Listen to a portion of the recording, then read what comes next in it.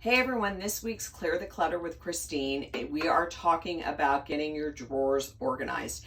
And if you want to stay organized, it's so important to invest in the proper drawer inserts. So here today, I'm going to talk about a few of my favorites. And of course, I have to start out with my absolute favorites from iDesign. These are deep drawer bins. They come in different sizes. They have handles so you can also put them on a shelf so you can pull items out.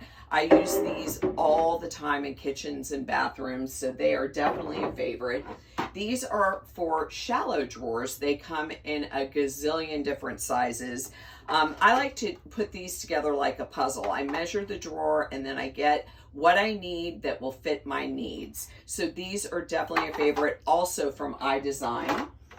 And then these are from the Home Edit, and these are a favorite for bathrooms. I love putting these drawer inserts in and keeping bobby pins, face items, anything to do in a deep bathroom drawer. These are a favorite, and they stack, which is just a bonus.